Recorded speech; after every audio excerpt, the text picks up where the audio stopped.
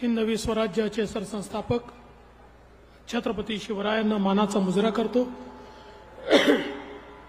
भारतीय राज्यघटनेचे शिल्पकार भारतरत्न डॉक्टर बाबासाहेब आंबेडकर यांना मानवंदन अर्पित करतो।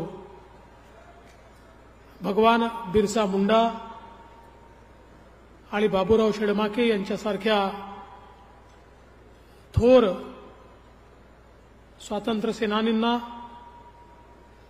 या ठिकाणी नमन करतो। लॉयड्स मेटल कंपनीच्या विविध उद्घाटन, भूमिपूजन आणि शेअर सर्टिफिकेट वाटप या कार्यक्रमामध्ये मंचावर उपस्थित असलेले आमचे सहकारी आमदार धर्मराव बाबा अत्राम, त्याचप्रमाणे या ठिकाणी उपस्थित आमदार डॉक्टर मिलिंदजी नरोटे, लॉयड कंपनीचे एमडी आणि ज्यांच्या मेहनतीतून हे सगळं परिवर्तन साकारलं गेलं ते श्री बी प्रभाकरनजी, आज या मंचावर 2 पद्मश्री उपस्थित आहेत।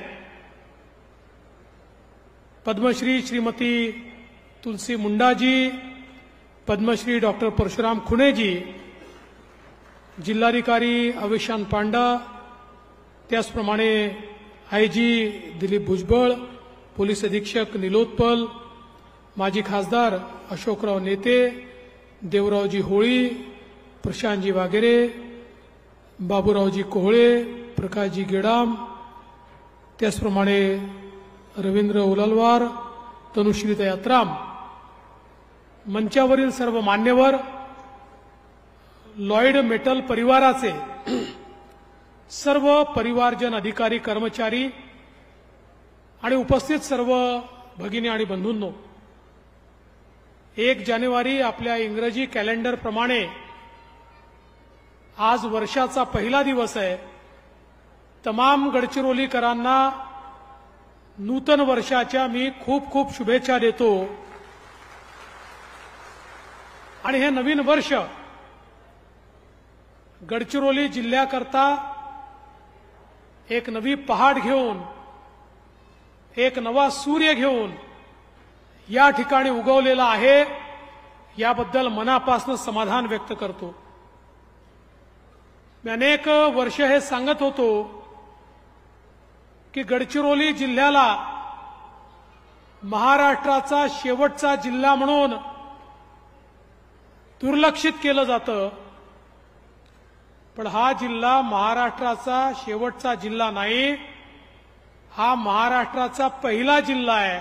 महाराष्ट्राची सुरुवात ही गडचिरोलीपासून होते आणि म्हणून या गडचिरोलीचं पूर्ण परिवर्तन झालं पाहिजे, हा प्रयत्न गेले 10 वर्ष सातत्याने आम्ही करतोय। एकीकडे माओवाद हा संपला पाहिजे आणि दुसरीकडे इथल्या सामान्य माणसाला समाजाच्या आर्थिक सामाजिक परिवर्तनाच्या मुख्य धारेमध्ये आणता आलं पाहिजे। या दृष्टीनं या जिल्ह्यामध्ये एक मोठं परिवर्तन घडवण्याचा प्रयत्न आपण केला। मला हे सांगताना आनंद वाटतोय, आपल्या जिल्हा प्रशासनामुळे, पोलीस प्रशासनामुळे आणि केंद्र सरकारमध्ये माननीय मोदीजी आणि माननीय अमितभाई शाह यांच्या मदतीमुळे आज माओवादाकडे कोणीही वळत नाही आहे। गेल्या 4 वर्षामध्ये माओवादी संघटनांना गडचिरोलीतनं एकही रिक्रूट मिळालेला नाही आहे, उलट मोठ्या प्रमाणात आता माओवादी जे आहेत आत्मसमर्पण करून आपल्या मुख्य धारेमध्ये येत आहेत आणि माओवाद नाही तर भारताचं संविधान आम्ही मानतो अशा प्रकारचा नारा देत आज आपल्या मुख्य धारेमध्ये हे लोक येत आहेत। आणि मला विश्वास आहे की येत्या काळामध्ये माओवाद हा भूतकाळ असेल आणि एक संपन्न समृद्ध अशा प्रकारचं गडचिरोली आम्ही तयार केल्याशिवाय राहणार नाही. आज या ठिकाणी येत असताना अहेरी गर्देवाडा बसचं मी पहिल्यांदा उद्घाटन केलं. ज्या भागामध्ये स्वातंत्र्याच्या 77 वर्षानंतरही बस जाऊ शकत नव्हती, तिथे रस्ता पण झाला, त्या ठिकाणी पूलही झाला आणि बसची वाहतूक देखील सुरू झाली. आणि आता सर्व प्रकारे छत्तीसगडशी आपल्याला जोडण्याचं काम हे आपण त्या ठिकाणी करतो आहोत. त्यासोबत पेनगुंडा येथे नवीन आउटपोस्ट आपण तयार केलं आणि त्या ठिकाणी कार्यक्रम झाला.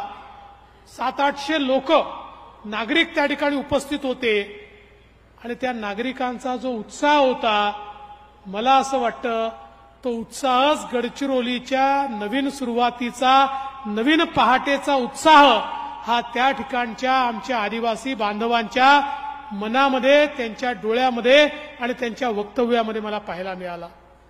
आणि म्हणून एक हे परिवर्तन होत आहे. आणि त्यासोबत मला असं वाटतं की ज्यावेळी आपण या ठिकाणी मायनिंग सुरू केलं, गेले 25 वर्ष प्रयत्न सुरू होता, काम थोड्या प्रमाणात सुरू होतं, पण त्याला पाहिजे त्या प्रमाणात पाठबळ मिळत नव्हतं. मी मुख्यमंत्री असताना प्रभाकरन माझ्याकडे आले, लॉयड मेटलचे गुप्ताजी माझ्याकडे आले आणि त्यांनी मला सांगितलं की आपण जर आम्हाला मदत केली तर आम्ही मायनिंग सुरू करू. मी त्यांना सांगितलं मी मदत पूर्ण करेन, पण माझ्या गडचिरोलीचा उपयोग वसाहतीसारखा करू नका. आमचं खनिज हे देशभर न्यायचं, देशामध्ये एम्प्लॉयमेंट द्यायची आणि आम्हाला असंच ठेवायचं, हे मान्य होणार नाही. तुम्हाला या ठिकाणी जे काही स्टील प्लांट्स आहेत ते गडचिरोली, चंद्रपूर, वर्धा, पहिला नंबर गडचिरोली आणि इतर सगळा जो आमचा भंडारा, गोंदिया, नागपूर सगळा जो पूर्व विदर्भ आहे, मग पश्चिम विदर्भ आहे, या भागामध्ये तुम्हाला हा माल सप्लाय होईल आणि तिथे स्टील प्लांट उभे राहतील, याकडे लक्ष द्यावं लागेल.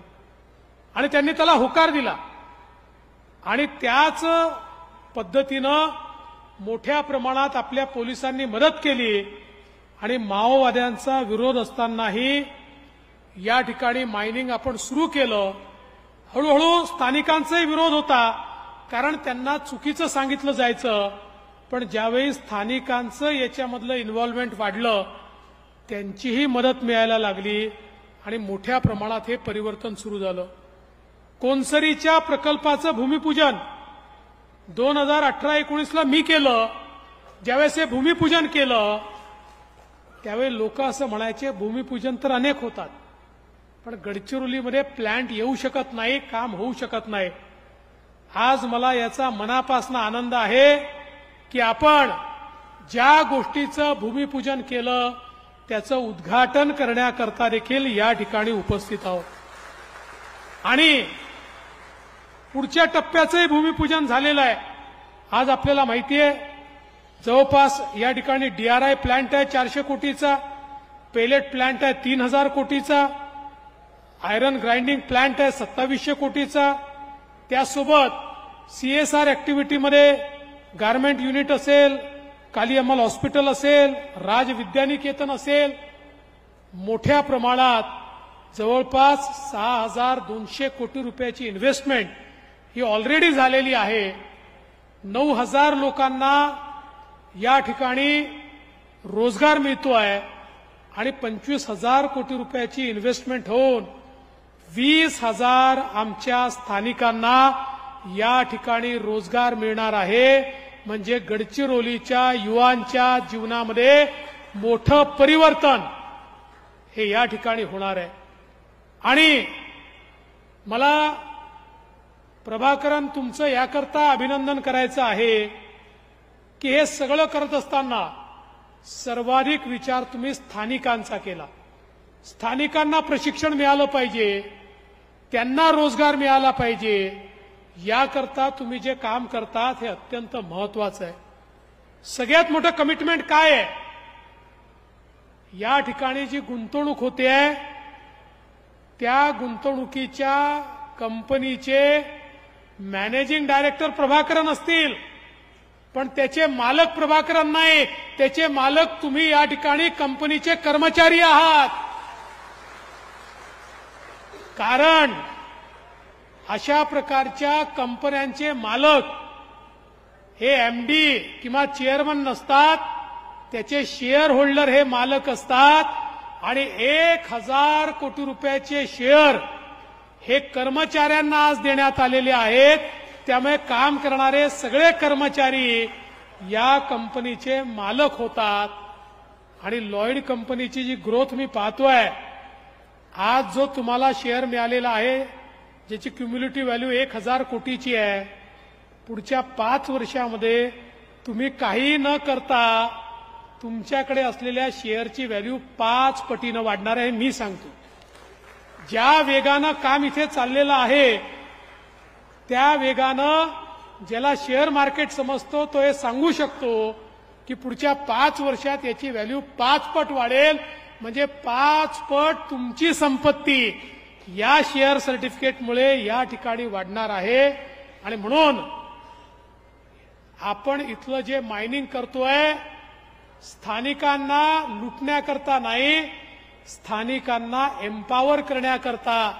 भगवान बिरसा मुंडांनी जे सांगितलं होतं, जल, जमीन आणि जंगलावर आदिवासींचा अधिकार असला पाहिजे, तोच अधिकार या लॉयड मेटलच्या माध्यमातून आपण पुन्हा एकदा इथल्याच जनतेला देतो आहोत.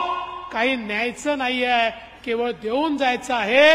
मी पहिल्या दिवशीपासून सांगतो, गडचिरोलीची जल, जमीन, जंगल, इथली बायोडायव्हर्सिटी याला नखभर देखील आम्ही दूर होऊ देणार नाही, नख देखील लागू देणार नाही. आणि म्हणूनच आज या ठिकाणी ज्यावेळी संपूर्ण खाणकाम इलेक्ट्रिक व्हेकलनी होत आहे, मला याचा अतिशय मनापासून आनंद आहे. प्रदूषण मुक्त खाणकाम देशामध्ये पहिल्यांदा कुठे होत असेल तर ते गडचिरोलीमध्ये होत आहे. ही देखील आपल्या सगळ्यांकरता अत्यंत आनंदाची गोष्ट आहे. एक प्रकारे आज ही स्टील सिटी होतीये, कारण केवळ लॉयड नाही तर लॉयडनी पेलेट प्लांट तयार केलाय, स्लरी पाईपलाईन तयार केलेली आहे. आणि भविष्यात वेगवेगळे जे इन्व्हेस्टर इथे येत आहेत, मागच्याच काळात आम्ही सुरजागड इस्पातचं एक बाबा आपण भूमिपूजन केलं. या सगळ्यांना इथे जी इन्व्हेस्टमेंट येते या सगळ्यांना रॉ मटेरियल पुरवण्याचं काम हे लॉयडच्या माध्यमातून या ठिकाणी होतं आहे. म्हणजे या ठिकाणी मोठ्या प्रमाणात गुंतवणूकही येते आहे आणि इथलं परिवर्तन देखील होत आहे. सगळ्यात महत्वाचं, परिवर्तन होत असताना स्थानिकांना रोजगार मिळाला पाहिजे, तो मिळतोय. आणि आरोग्य आणि शिक्षणाची सोय, आरोग्याकरता हॉस्पिटल तयार झालं, मोफत उपचार आहेत, 100 बेडचं होईल, अजून मोठं होईल.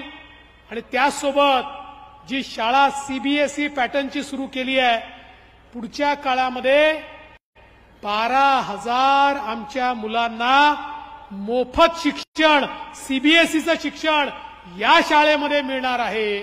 ही अत्यंत महत्वाची गोष्ट आहे. मला आत्ताच एक आपल्या लोकांनी डेलिगेशनमध्ये एक पत्र दिलं आणि सांगितलं आयटीआय सुरू करा. आयटीआयची तर व्यवस्था करतोच आहे, काळजी करू नका. पण मला या गोष्टीचा आनंद आहे, आत्ताच मला आपल्या गोंडवाना विद्यापीठाचे कुलगुरू भेटले. त्यांनी आणि प्रभाकरन यांनी एक ऑस्ट्रेलियन युनिव्हर्सिटी, कुठली युनिव्हर्सिटी, ऑस्ट्रेलियन युनिव्हर्सिटी सोबत करार केला. आपल्याला माहिती आहे जगामध्ये मायनिंगमध्ये नंबर 1 ऑस्ट्रेलिया आहे. त्या ऑस्ट्रेलियन युनिव्हर्सिटी सोबत करार केलेला आहे आणि त्याचं कॅम्पस गोंडवानामध्ये आपण सुरू करतो आहोत की ज्याच्यामध्ये मायनिंगच्या संदर्भित सगळे जे ट्रेनिंग आहेत ते ट्रेनिंग आणि कोर्सेस या ठिकाणी आपल्या गडचिरोलीमध्ये चालतील. आणि ज्यामुळे पुढच्या काळात गडचिरोलीच्या मुलांचं शिक्षण हे देखील असं होईल की सगळ्या प्रकारच्या मायनिंग ऍक्टिव्हिटी आमचीच मुलं आमच्या गडचिरोलीची तरुणाई या ठिकाणी चालवेल, हा महत्वाचा बदल या ठिकाणी होतोय. मला आनंद आहे की गेल्या 10 वर्षात अनेक गोष्टी आपण गडचिरोलीत केल्या.